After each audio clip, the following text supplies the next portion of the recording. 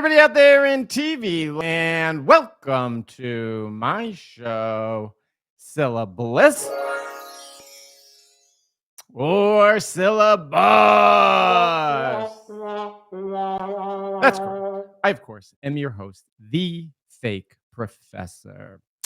That is correct. So welcome to my show, syllaBLISS or syllaBUST. On this show, I, fake professor, comb through syllabi from across the United States, from across the country. And I do that in order to apply the unique skill that I've developed over the nearly 2 decades of teaching college. And that unique skill is the ability to look at a syllabus, read between the lines, and tell individuals if they can expect that course to be a blissful experience or if they can expect a straight up bust. That's correct. Now, before we get into today's show, I have to give my standard disclaimer. This is all in good fun. This is no way meant to be mean-spirited. This is simply stylistic differences. We are only using syllabi that are in the public domain, that are publicly available. And let me just say that teaching college is an extremely challenging gig, especially particularly in 2025. Yes, it is. And on today's show, we begin the second chapter of syllaBLISS or syllaBUST. For the first chapter, I covered syllabi from Introduction to Psychology, General Psychology. That was the first class that I did because that is just a class that almost everybody is familiar with. Almost everybody in the United States takes Intro to Psych. Lots of students, frankly, take it in high school today. But anyway, that's just one of those quintessential courses that pretty much everybody's familiar with. So we started out, we did 11 syllabi Intro to Psych, and then I learned quite a bit from that. And now we're moving on chapter 2 to research methods. And for this chapter, I'm going to cover research method syllabi from different disciplines. So let's see what's out there. What do we got today? And I'm going to actually try to maybe get a little color coordination going on here with the university when possible. So who are we doing today? I'm really excited. Whoop. There you go. To talk about who we're talking about today, and that is the one and only, that's right, Notre Dame. Starting out the college football season 0-2. I'm sorry. What can you do? The rest of us are rejoicing. I'm just kidding. Okay, let's get into it. So here we have research methods in sociology, fall 2025. So let's get into it. What do we see? Right out of the gate, right? Let's take a look at web use, right? You can see the web page will have most of the readings and homeworks. Very nice. Canvas page will include very nice Zoom links. You should check it regularly. All standard stuff. Very nice coming out of the gate.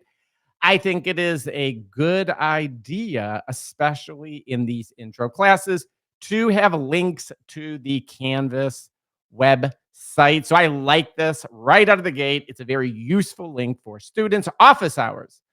You are welcome, encouraged, and sometimes required to schedule appointments with me. I am generally very accessible via phone, voicemail, email, and Zoom, including on nights and weekends if necessary. Uh-oh, folks.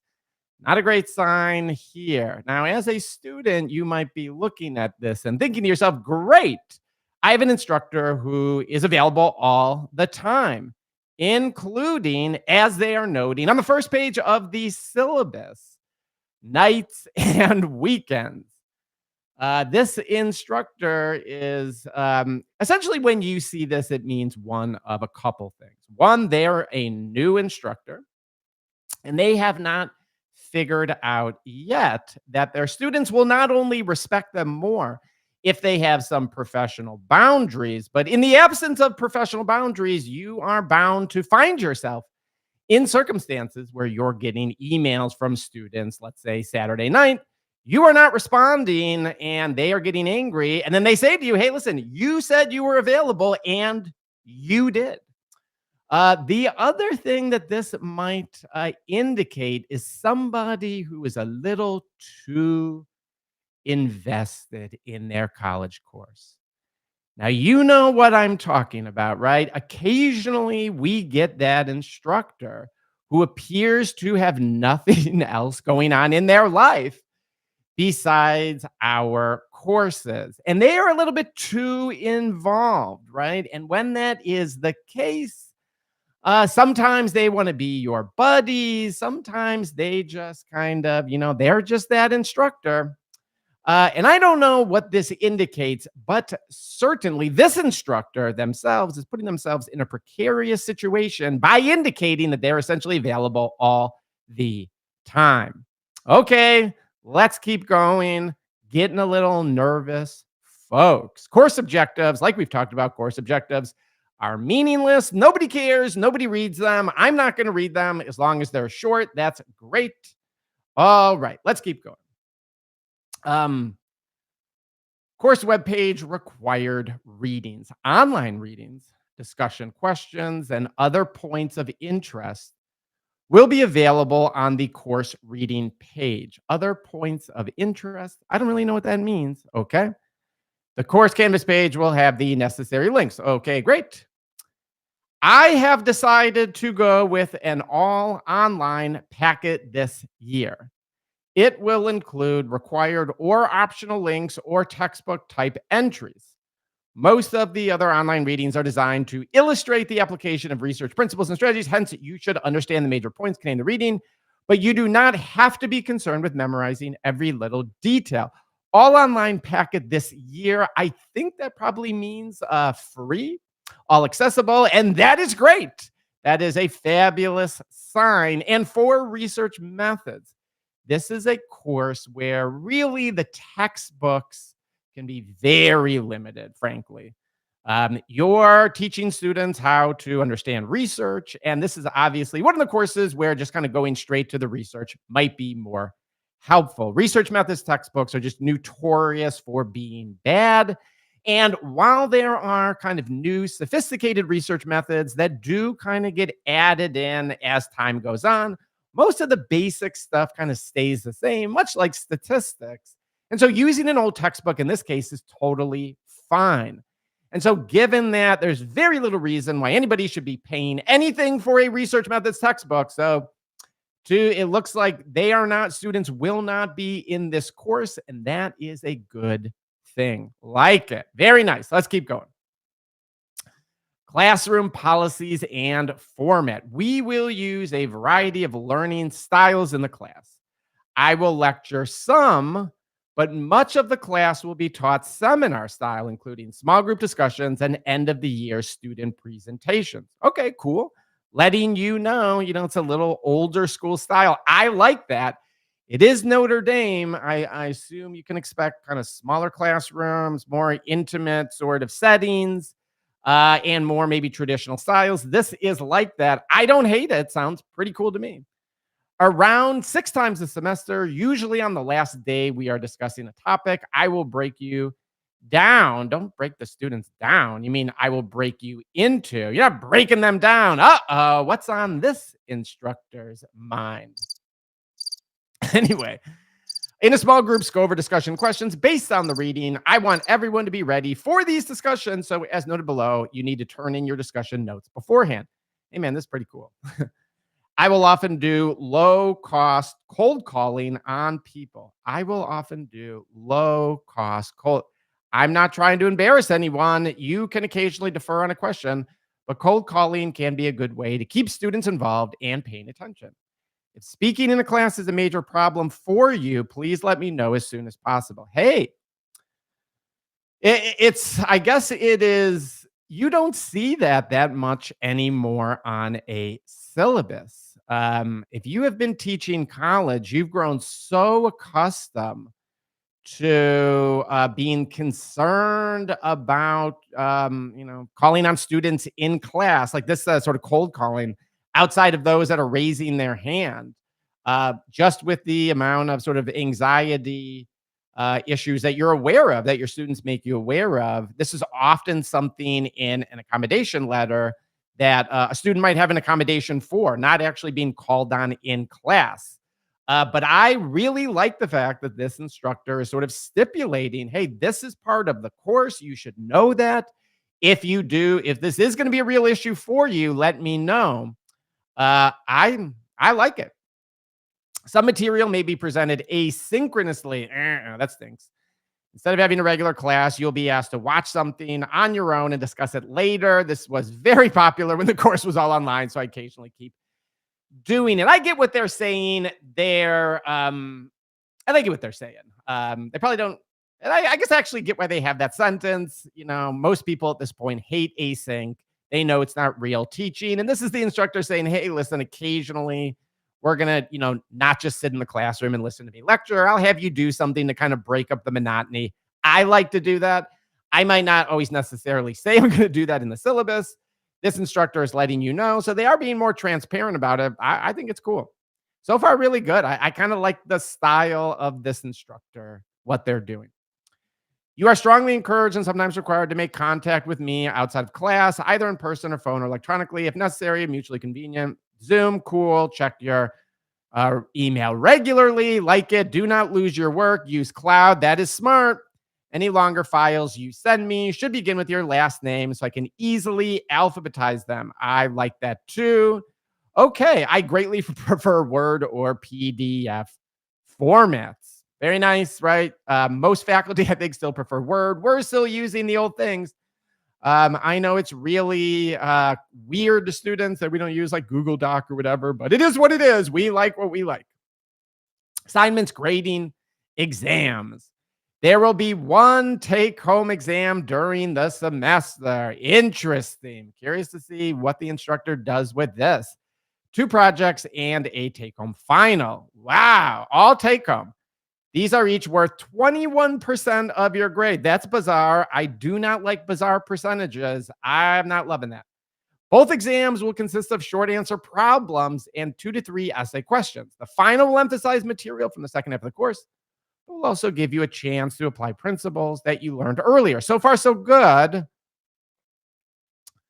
The best exams will go beyond what was said in class and will cite specific facts, opinions, authors, and articles, citing sources and offering specific details, blah, blah, blah. Okay, I don't see anything there about ChatGPT. Let's keep going there. Projects, 2 projects attached, give the opportunity to apply principles. Very nice. Short assignments, class participation, paper attendance account for the other 16%. Do not underestimate the importance of these. Okay, so in order to, you can pass the course just based on the things before class participation, paper presentations, attendance, short assignments. I kind of like when professors do this. I do. And you basically say, hey, listen, there is a chunk. It's not a huge chunk, but if you want that A, you're going to have to do this other stuff too. I like that. This should be an easy 16 points for you. Come to class, keep up on the readings, hand in all that's required short assignments and notes in the readings on time, and participates in discussion at least occasionally. In other words, do what you should be doing anyway. Yikes. I get what the instructor is saying. Hey, this is Notre Dame. This is definitely a different style of talking to your students. I got to be honest, I haven't seen a style like this. And it's not really talking down to students like we've seen on other syllabi. It is a little bit more I got to be honest, just old school, treating them like they're adults. Hey, you're supposed to be doing this. You shouldn't get bonus points for showing up to class, taking notes, doing the reading. That's what you're supposed to do. Kind of spelling that out, that like you don't get bonus points for doing the right thing. And if you just basically do the right thing, you should get all these points. That is much different than you see at a lot of other places where they're just primarily concerned about how students are going to feel and react. Let's keep going here. Unfortunately, missed classes and assignments sometimes lower final grades. More critically, though, I think they will help you to understand material better. To make sure that everyone is familiar with the material and has something to contribute, I want you to jot down at least a dozen notes for the readings that you think are especially important. In general, you should be prepared to make at least a few points about every major discussion question asked. This is just a level of rigor, frankly, that you do not see many places anymore. In particular, you'll be required to hand in discussion notes before class. Wow. Approximately 6 times this semester. Assignments handed in on time will be worth up to 2 points. Late assignments. Okay, I'm not super picky about grading with these good faith effort, but I do expect you to have meaningfully contributed to discussion. Okay, very nice.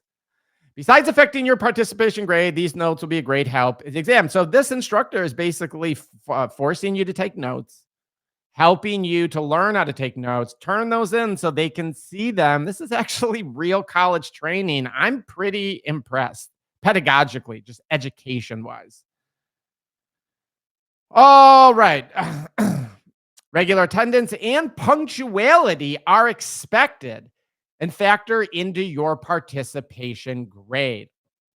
Wow. Again, love it. Old school, show up, do the basics. If you don't complain to me. Wow. I just got to be honest. Like, I've covered syllabi all over this country. I've not come across something like this that holds students to this type of standard.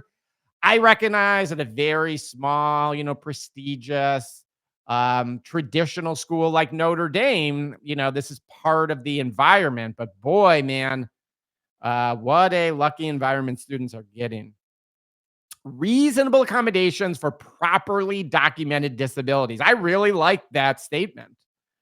You can see here, this is all standard language here. Okay, let's look at the AI policy. Here we go, because everything is take home just about. So this really matters a lot. An annotated bibliography documenting the claims made by AI is available at. I know this section is long, but I want you to read it carefully so you understand it. When used properly, AI can be a powerful tool. AI, great. Before using AI, students should understand the following when it comes to learning. Okay. It's interesting. I do not find these results surprising. I'm sure this harms the learning process. AI frequently hallucinates. Just because it doesn't know the answer doesn't mean it won't give you one. There are numerous horror stories that illustrates this. Okay, now I'm getting a little bit worried because I see what the instructor's doing here, and I do want to kind of give them some leeway because this is the AI section. And frankly, I haven't seen anything like this. No syllabus has really tackled AI in any comprehensive way. This is the first one we're seeing, so it's a little over comprehensive, but hey, I mean, I'd rather have it this way, frankly, than the other way. You can see they're citing some research actually that I've talked about on how, this causes cognitive offloading, can actually harm you. Right. We see Chicago Sun-Times recently published a recommended summer reading list, but it didn't turn out so well. ChatGPT.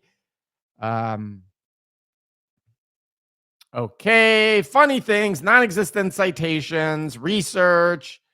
Lots of freaking out. AI okay. Dean of Notre Dame College of Arts. Okay.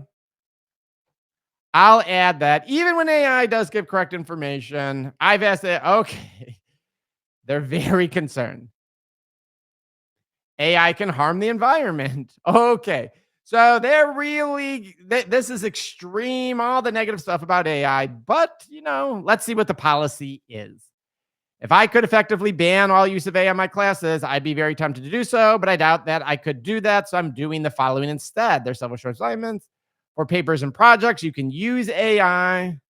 Please know how AI created videos. You're responsible for the act. Okay. I'm not going to get it. I just want to say this.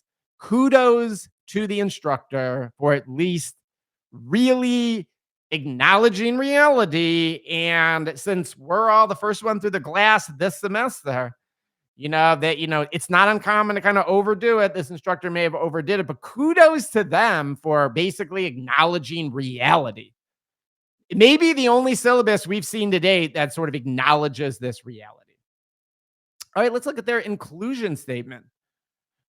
is dedicated to fostering social justice. I share the commitment and aim to create a positive learning environment, open communication, mutual respect, inclusivity. We uphold values and ensure that discrimination is not tolerated. Your suggestions for enhancing our classroom environment are welcome and will be seriously considered. Beautiful. Perfect. If you need accommodations to participate fully, please let me know, and we'll collaborate with the Sarah Center for Student Access Services to make necessary arrangements. Beautiful. Perfect. Couldn't have said it better.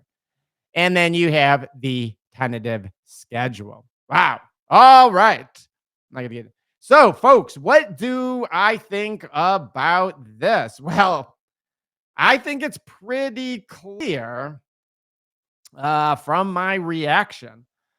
I'm jealous, man. I'm super impressed. Notre Dame, kudos to you.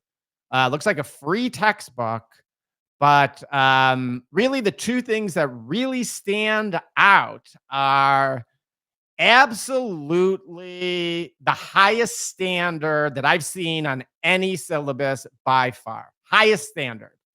If you're a student here, you are lucky. And I say that as somebody who in the sports arena hates Notre Dame and, has no, attachment to the university whatsoever. The other thing that I would say is, again, kudos to Notre Dame for recognizing reality when it comes to Chat GPT and giving a very comprehensive, thorough approach to it. Fabulous class. Lucky to be here. One of the best courses I've seen. 100% MFN Bliss. syllaBLISS. Wow. Anyway, that's what we got. Starting off chapter 2 with a bang. Ironically, when I started chapter 1, I think the very first one I did was also the best syllabus of the bunch. I wouldn't be surprised if this one was as well. Hope you like that, folks. I'll see you next time. Peace.